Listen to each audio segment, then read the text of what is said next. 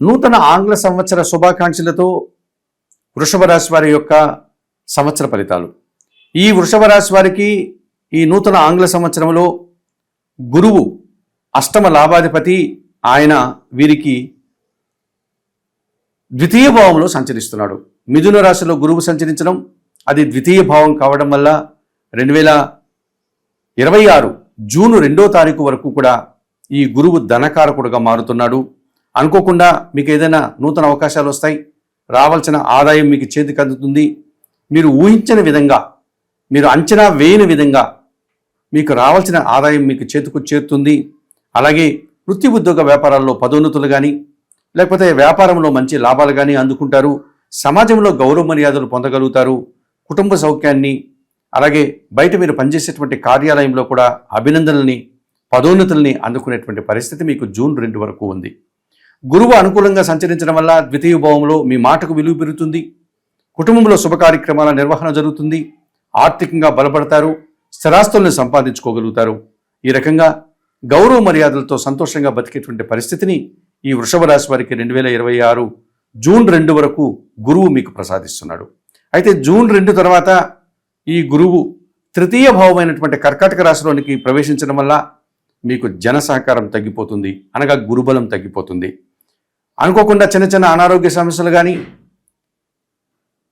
ఉదర సంబంధమైనటువంటి ఇబ్బందులు కానీ, డయాబెటిక్ లాంటి రోగాలు మీకు కొత్తగా రావడం కానీ, లేకపోతే ఉంటే అవి మరింతగా తీవ్రతరాన్ని దాల్చేటువంటి పరిస్థితి ఈ వృషభ రాశి వారికి జూన్ 2 తర్వాత గురువు 3వ భావంలోనికి కర్కాటక రాశిలోనికి వెళ్ళిన తర్వాత ఇలాంటి అనారోగ్య సమస్యలు కనిపిస్తాయి.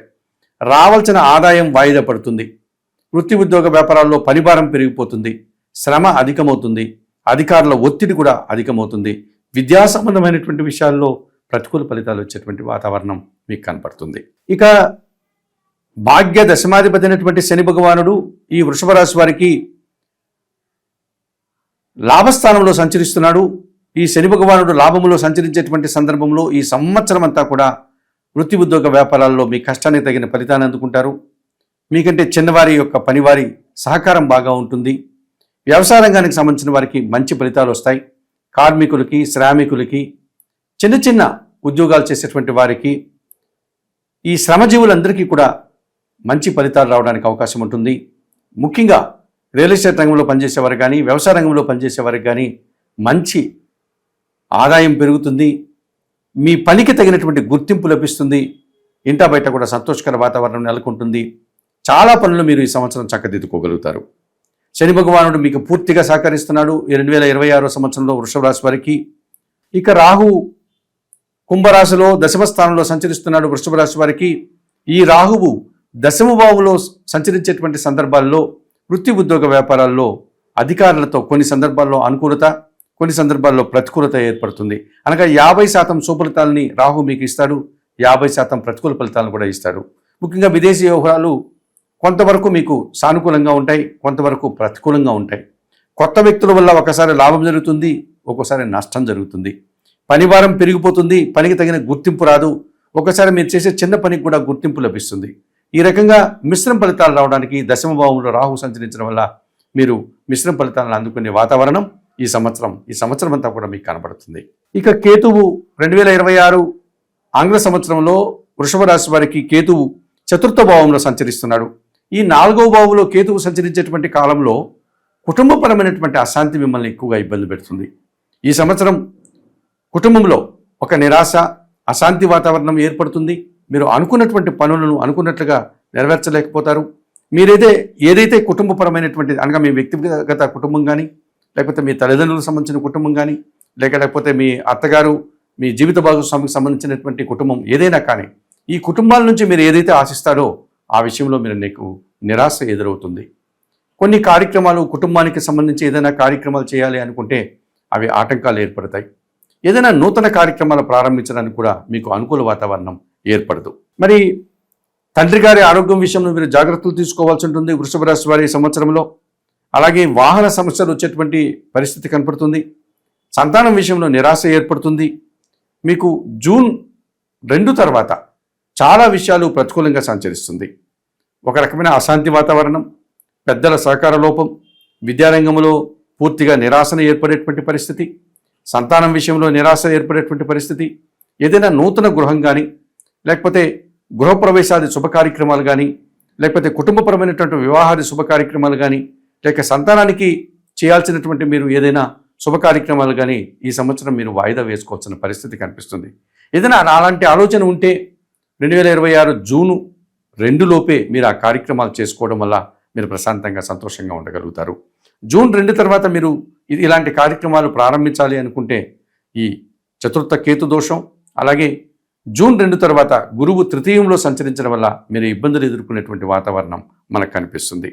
మరి 2026 ఆంగ్ల సంవత్సరంలో వృషభ రాశి వారు తప్పనిసరిగా కొన్ని ఇబ్బందులు పడేటువంటి వాతావరణం కనిపిస్తుంది. ఈ వాతావరణం నుంచి బయటపడడానికి కొన్ని పరిహారాలు కూడా మీరు నిర్వర్తించుకోవాల్సిన ఆవశ్యకత మనకు కనపడుతుంది. చతుర్థ కేతు దోషం నుంచి బయటపడడానికి మీరు ఏమాత్రం అవకాశం ఉన్నా చిత్తూరు జిల్లాలో ఉన్నటువంటి వరసిద్ధి వినాయక స్వామి, కాణిపాక గ్రామంలో ఉన్నటువంటి వరసిద్ధి వినాయక స్వామిని దర్శించుకోండి. అవకాశం లేని వారు నిత్యం గణపతి ఆరాధన చేయండి, గణేశాష్టకం చదువుకోండి, గరికమాలను గణపతికి నిత్యం కూడా సమర్పించండి. అలాగే దశమ రాహు మీకు 50% మాత్రమే ఆయన సహకరిస్తున్నాడు, 50% మాత్రమే మీకు సుఫలితాలను అందిస్తున్నాడు. కనుక ఏమాత్రం అవకాశం ఉన్నా విజయవాడ కనకదుర్గాదేవిని కానీ, లేకపోతే మైసూరులో ఉన్నటువంటి చాముండేశ్వరి అమ్మవారిని కానీ ఒకసారి దర్శించి అమ్మవారి యొక్క కృపకు మీరు పాత్రలు కండి. అమ్మవారికి చేతనైతే కుంకుమ పూజాది కార్యక్రమాలు నిర్వర్తించుకోండి. అలాగే పేదవారికి ఎవరికైనా మినుములు దానం చేయండి. శ్రీదేవి ఖడ్గమాల స్తోత్రం కానీ, శ్రీ సూక్తం కానీ ప్రతినిత్యం చదువుకోవడం వల్ల ఈ దశమ రాహు ఇచ్చేటువంటి మిశ్రమ ఫలితాలని మీరు పూర్తిగా మంచి ఫలితాలుగా మార్చుకోవడానికి అవకాశం ఉంటుంది. అలాగే జూన్ 2 వరకు గురువు ద్వితీయంలో మంచి ఫలితాలను ఇస్తున్నాడు. జూన్ నెల 2 తర్వాత ఆయన తృతీయ భావంలోనికి వెళ్తున్నాడు. కనుక వృషభ రాశి వారు తప్పనిసరిగా దత్తాత్రేయ స్వామివారిని కానీ, దక్షిణామూర్తిని కానీ దర్శించుకోండి. జూన్ 2 తర్వాత మీకు గురుబలం వెళ్తోంది. ఈ గురుబలాన్ని తెచ్చుకోవడం కోసం వృషభ రాశి వారు దత్తాత్రేయ స్వామివారి దర్శనం, గురుచరిత్ర పారాయణం చేయండి. గురువారం రోజు శనగలను స్వామివారికి నైవేద్య సమర్పణ చేసి మీ చేతులారా భక్తులకు పంచిపెట్టండి. లేకపోతే దక్షిణామూర్తి దర్శనం, దక్షిణామూర్తి శ్లోకాలు పారాయణం చేసుకోండి. గురువారం రోజు శనగలను నైవేద్య సమర్పణ చేయండి. మీకు విద్యాబుద్ధులు నేర్పినటువంటి గురువులు ఎవరైనా ఉంటే వారి పాదాలకు నమస్కరించి పసుపు పండ్లను వారికి సమర్పించి వారి నుంచి ఆశీస్సులు అందుకోండి. అలాగే ఈ సంవత్సరం వృషభ రాశి వారు మంగళవారం రోజు సుబ్రహ్మణ్య స్వామి దర్శనం, మంగళవారం రోజు సుబ్రహ్మణ్య స్వామికి పాలాభిషేకం, మంగళవారం రోజు సుబ్రహ్మణ్య స్వామికి ఎర్రటి పండ్లను నివేదన చేసి ఆ పండ్లను పేదరికంతో ఉన్నటువంటి అనారోగ్య సమస్యలతో బాధపడేటువంటి వారికి ఆ పండ్లను మీరు దానం చేయండి. చేతనైనంత వరకు వైద్య సహాయం చేయండి. ఎర్ర కందిపప్పు మీ కుటుంబంలో పనిచేసే పని వారికి దానం చేయండి. ఈ రకంగా చేయడం వల్ల వృషభ రాశి వారికి కొంతవరకు మానసిక ప్రశాంతత ఏర్పడుతుంది. కొన్ని అనుకున్నటువంటి పనులు నెరవేర్చుకోగలుగుతారు. ఈ 2026 ఆంగ్ల సంవత్సరంలో మరింతగా గురుబలముతోనూ కేతు దోషం నుంచి బయటపడడం వల్ల కుటుంబపరమైనటువంటి ప్రశాంతత వాతావరణాన్ని కూడా మీరు అందుకొని సంతోషంగా ఉండగలుగుతారు.